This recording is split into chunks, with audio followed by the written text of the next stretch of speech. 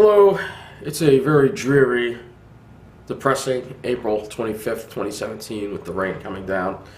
And this is the Long Island News Update because we have more problems with the Long Island Railroad again. And none of these problems, like the last two issues that we've had, or three issues, most of the issues have been due to Amtrak at Penn Station. And sure enough, that is exactly what's happened again today.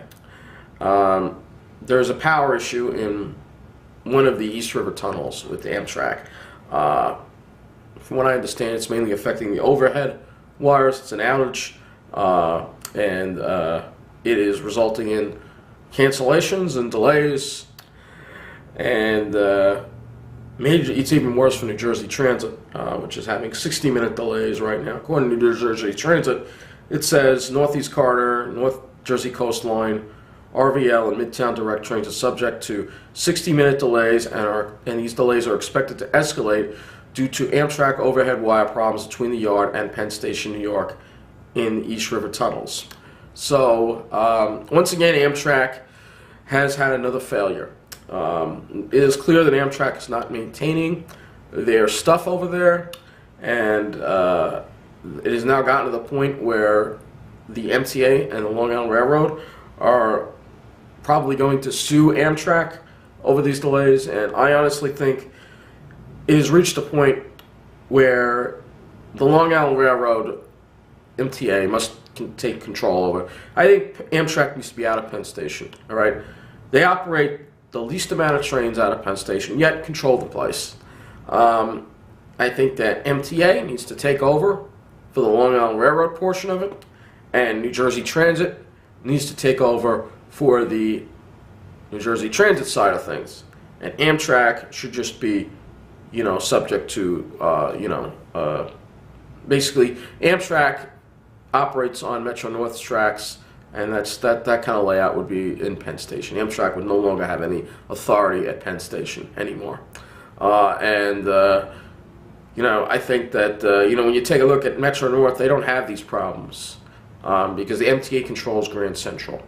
But Amtrak controls Penn Station. And people will say, well, maybe it's because Congress cuts Amtrak funding, blah, blah, blah. But Amtrak chooses to spend what it wants on the Northeast Corridor. It has a lot of other trackage all across the country. And something needs to be done with Amtrak. So tonight's problems have resulted in the cancellations of, quite a few trains. Most trains on the Babylon branch. Westbound service is ending at Jamaica. It's not continuing to Penn Station. But almost all the flyers were combined on the Babylon branch, and there's also a few Huntington trains that were canceled too. I think the 6:35 or 6:30 train to Huntington was canceled as well. So there are a number of cancellations and problems and delays. Basically, the trains that were canceled the last time due to Amtrak's problems are the same ones that were canceled tonight. 6:30 from Penn in Huntington is canceled. Take the 6:35 from Penn and do in Hicksville. And of course, some of these trains were overcrowded. No surprise. We cannot continue to have this continued problem. It's unacceptable, completely unacceptable, and something needs to change. We can't keep going on like this. And I honestly think that Amtrak needs to be out of Penn Station once and for all. Even when I was growing up, Amtrak was always the cause of most of the Long Island Railroad problems. We've gone through many years of grief with Amtrak, and I think it's time to stop the grief and have MTA. And the Long Island Railroad operates the majority of trains going in and out of Penn Station. Don't you think it should have control over Penn Station? Yeah, I think so. All right, because it's clear Amtrak isn't properly maintaining their equipment there, and it's resulting in all these failures. So something needs to change with that, and I'm glad to see that the Long Island Railroad is going to be suing Amtrak. I think it's excellent, and hopefully something good will come out of this. But obviously Amtrak's not happy, and they're probably going to try to cause more problems with us because that's just the way Amtrak works. So, and we have, it's crowded because, NYPD was restricting access. Another nightmare commute for people, But they want to make the money. They want to make the money in the city. Yesterday, you see the huge crowds coming off the train at Merrick because there was a delay last night too. The 605 was canceled again. and it was combined with a 610 Freeport. And I have to say that train that pulled in the Merrick was pretty crowded. I was on a train going west, and it was pretty crowded. A lot of people coming off. Obviously, they were all the white-collar professional types, but still they're paying for a ticket, and the railroad is not. Again, I don't know if there was an Amtrak issue last night, but certainly there needs to be more reliability. The Long Island Railroad is just so unreliable lately, and most of it's due to Amtrak. I think I've gone enough on a diatribe of Amtrak. Let's talk about something else here. This is something that has to do with Uber. As you know, Uber was approved for statewide. You know, it can be available statewide, but counties can choose to opt out of having Uber available. And according to this thing that was written here, it says that, I'm going to read some of it to you. It says, Uber on the lookout for potholes. It was a Newsday Daily Point. Uber is coming to Long Island. Assuming Nassau and Suffolk counties don't opt out, as allowed in the ride-hailing legislation in the new state budget, Suffolk looks likely to let Uber roll, but Nassau might be a different story. No surprise. Uber executives are concerned about the taxi industry's ties to Nassau's Republican Party, its campaign contributions to County Executive Edward Mangano, and the predominance of taxi and limo interests on the county's Taxi and Limousine Commission, which gave the administration an analysis of the legislation last month. But the company might have another worry, the shadow of Al D'Amato. Records and reports show that TLC member Lawrence Blessinger, an official with several Nassau taxi and limo companies and president of the Nassau-Suffolk Taxi Owners Association, last year signed a one-year $5,000 a month contract with the former senator's consulting firm, Park Strategies, to lobby in Albany against the legislation for Uber. The contract ran through March 31st. That's appropriate. One of the last roadblocks Uber must overcome is the man known as Senator Pothole. So it's an excellent thing. And this is the kind of thing I've been talking about with Ed Mangano, Al D'Amato, and they were involved in trying to cripple the bus system, and they want to keep Uber out. So these taxi guys, these taxi blasted taxi, like my friend PNW said in his letter, blasted taxis, don't let them get you, all right? Because Mangano is in love with the taxis, all right? That's why his name is on them. And Lawrence Blessinger, I mean, he even sat on the NICE board for a little while. It's clear that the county doesn't want to fund the bus service, so more people take taxis. That's what's going on. And now they want to keep Uber out, too. It's the same thing. And the FBI needs to, file new charges if it's not already filing charges against this, because this is a terrible conflict of interest. Terrible conflict of interest. Just terrible conflict of interest. So it's really unfortunate. It's a terrible conflict of interest. So let's take a look at one more article here. This is another interesting little thing in Patch here. What qualifies as low income on Long Island? And you'd be surprised that the average income on Long Island is very high.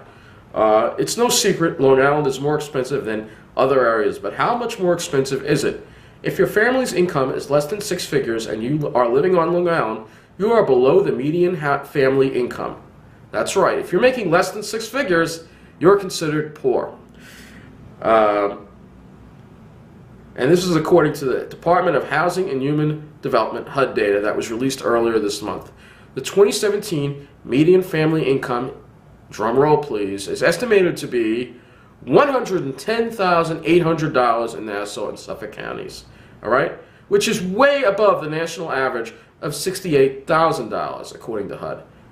If you have a salary that seems high in other places of the country, you might still qualify for Section 8 subsidized housing vouchers in Nassau or Suffolk County. So I'm not going to get into the whole thing of the article, but it's very expensive to live here. And who do we blame for this mess? We blame the politicians, in cahoots with the real estate people, trying to drive up the home prices in certain neighborhoods.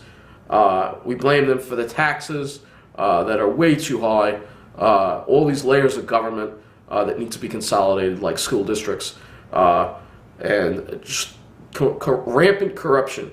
And it's making Long Island a place that really, they're trying to make it only a place for rich people. But we have to fight back against this. So I'm going to have another video coming up soon, maybe tonight, later, or tomorrow. We're going to look at some of the home prices in our area. Housing trends. We're going to go back to that again and look at that and take a look and see what's going on with that, because it's some of the information is very interesting to look at and look over, and you see the dichotomy going on, and I have to say it's pretty interesting, to say the least. There's just so much dichotomy going on. And some of the things that our governor is proposing, another thing I'll put below, governor is pushing for booze sales in movies. Yeah, you can actually get drunk at the movies. And then in Suffolk County, Steve Bellone, County Executive, is calling on the federal government for help with a Suffolk gang problem. But he doesn't want to deport the illegals. I mean, you got to deport the illegals, all right? All these problems, the gangs have come with the illegals. I think that we need to enforce the law. You can't have these people here that are coming here breaking the law. It's not fair to burden communities that are non-white and have lower incomes to begin with all these unaccompanied children who came here illegally. It's just not fair. If Bellone truly wants to help these kids, let him evenly spread out the burden so some of them go to other school districts and not just the poorest school districts. But no, that doesn't happen, which goes back to the point of, well, this is why we need to consolidate school districts. I'm not saying all these unaccompanied minors are bad. A lot of them wanted to get away from stuff. A lot of them aren't criminals, all right? But a lot of criminals came along with them, and we got to go in there with the federal government. The police need to go in. It's easy to spot where these illegals are at. It's so easy. The police are like, it's so hard. No, it's so easy. You look at the beat-up cars with the out-of-state plates. Most likely they're unlicensed drivers that are here illegally. You look at the unkempt houses with lots of garbage in front and all these cars parked out. Most likely they're illegals in there. You go in there and you see who's a gang member and you get them out, because that's how you find the gang members. All right? You look at the people hanging around on the street. Look at how they're dressed. If they're wearing certain colors, they might be gang members. Check them out. I mean, I'm not a detective here, but I mean, it's common sense. Why are they having so much trouble catching these people? It does not seem like they really want to get rid of the real illegals. That's why they're worried about offending. Here we go again.